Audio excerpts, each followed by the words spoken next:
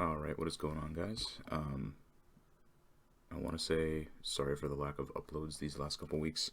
I've been trying to figure out what I want to do and what I want to upload, and now that tournaments are back, I'm going to be uploading a lot more VOD reviews, but I'm also dabbling in a new form of VOD review, which I'm going to be doing here, where I'm assessing the end game. This is actually one of my games with my trio, but I'm just going to be trying a different kind of format that I'm going to probably be including, not in every VOD review, but probably certain ones.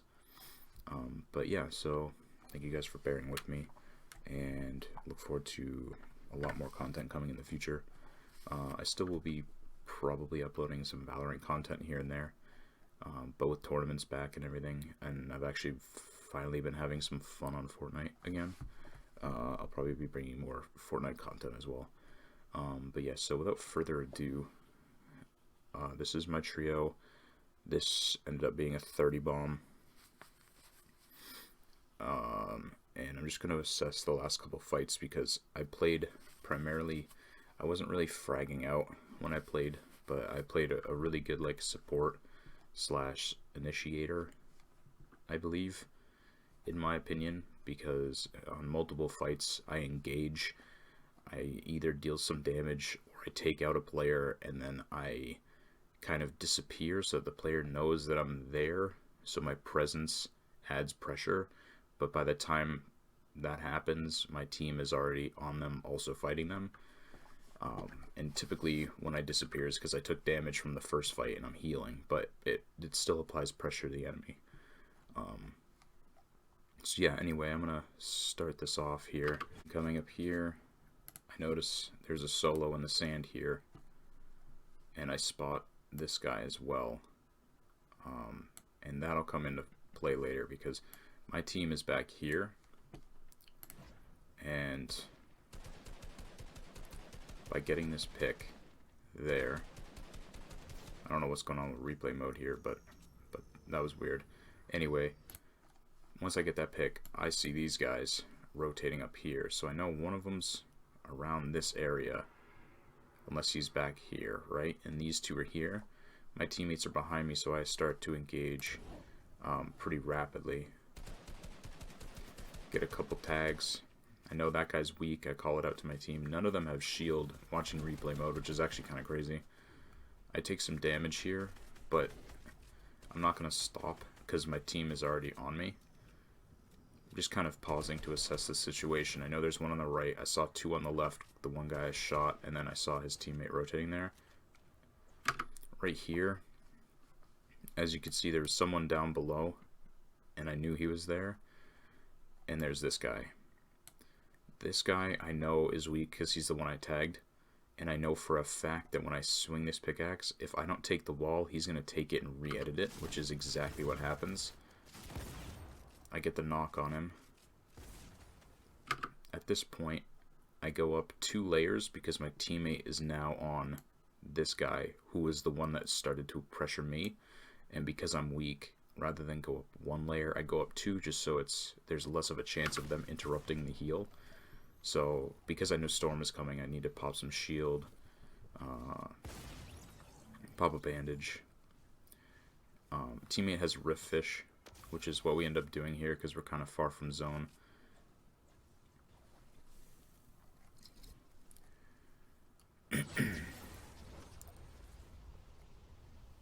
So we come down here, we spot them on the top of the Coliseum, and as we're coming down, I notice a completely separate team here. So we kind of land close to the right side, but more in the middle. My team lands left and starts pressuring. I land here just to heal really quick, because I'm not going to push them with like 60 HP, but they called out that they were fine. I see this team, so at this point, right, we notice we're close to a 20 bomb and there's still a bunch of people left in the lobby. They're over here fighting, and they said that they were okay dealing with those two. And at this point, I believe they actually kill them. So I start taking shots at these guys because, quite frankly, they look like bots. I forgot. These guys are rebooting and we heard them. So we start pushing. Because at this point, we know we have a high kill game on our hands and we're trying to capitalize on it as much as possible. Logo goes down, which is pretty rare. Get the kill there. So at this point now we have 24 kills. And we notice there's 9 people left, right? 24, 9. Like, we have the potential to drop a 30.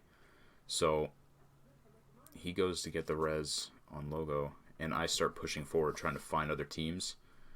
Once again, playing kind of like an initiator role. Right here, I'm rolling up, right? I don't know anyone's here.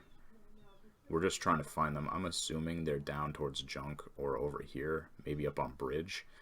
But this guy peeks the corner right there, and then I know that they're all somewhere around here. I did not know this guy was in this little building here, though. But I know the guy instantly ran back and hid, which is why I start piece controlling around the top.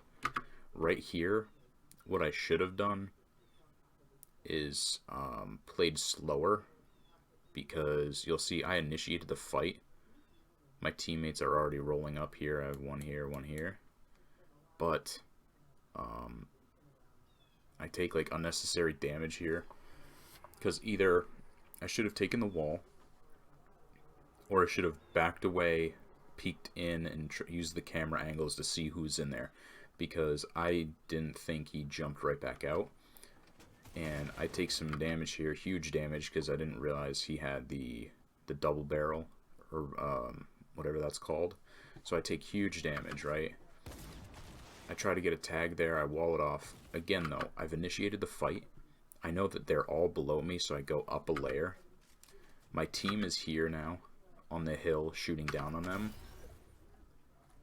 So I have enough time to quickly pop heals and apply pressure from the top. Logo jumps right in. Does huge damage, knocks him. The wall's open. I'm peeking in to see if there's another one in the cone area. We get that kill to ensure that he's dead, basically, to get the kill up on the board there, closer to the 30 bomb. So at this point we know we've killed 1 of 3. And they've all rotated. Still don't know that guy is still in that house hiding, but we're chasing the aura skin, which is Space the Champ. I ask, right here I call him out to them if they're okay fighting the aura, because I hear shooting over here, but it was only one person. They were shooting up towards either a drop or whatever, so teammate snipes him, I get the kill. Again, just kind of clearing the lobby, making sure we get as many points as possible. Here, as I'm pushing the aura skin from the side, I know he doesn't have the wall. However, Logo calls out that he wants the kill, so I'm not actually trying to kill here. I'm just applying pressure from another angle. That way we have pressure on 3 angles, and we're there as backup. Shrike ends up getting the kill. And then at this point, we're now looking for the last couple guys. Again, I come back here just because of... So if you're looking at Storm, right? We're in Storm. Storm is on bridge, or about to be on bridge. We've already cleared here, but people may have rotated in this way.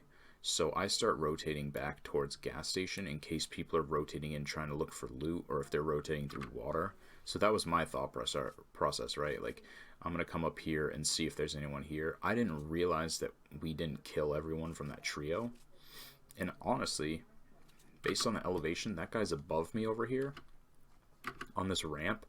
I'm surprised. Like, if he saw me, I should have been dead. So that was a misplay, because he was already up here. If he saw me, I was dead. I didn't realize he was on there. Anyway, again, initiating the fight. I get the beam. I drop down on him. Right here, in regards to piece control, I shoot the wall, but I know the second I break the wall, he's going to shoot. That's why I take it and then edit it, because typically people try to pre-fire walls. I mean, I do. So, anyway, by applying pressure, Shrike's able to come in and get the kill, clean him up. And yeah, at that point, you know, it's wraps. So the key here is to just like while you're fragging out, if you're playing as a team, really play as a team, because I know you can't hear voice comms in this, but we're all communicating very, very well, explaining like the situation. We all know like what our health is, if we're pushing one or two or a full trio, if we need backup, or if the other person can seek out engagements. Because when you're coming into endgame with high kills, like you really want to make sure the other people in the lobby aren't going to steal the kills if you're trying to get like a certain amount of elims. And just playing like an actual team. And understanding your roles, like if I push that guy in towards gas station for that last fight, like there are some areas that you can't build, and I don't know what his health is or what his loadout is, so pressuring him, like although I got him weak, with him running and building up the way he was, it would have been annoying for me to handle, and the fight probably would have dragged on. So by having Shrike there to kind of like jump on his forehead while I'm distracting him after I've dealt damage was huge. So yeah, let me know if you guys like this kind of format where I assess fights or thought processes of rotations. I know I do this in other videos, but this is going to be a little more compact and a little more in-depth. So let me know if you like this style of VOD review, and I can continue to do it. Anyway, thanks for watching, and hope you have a good day.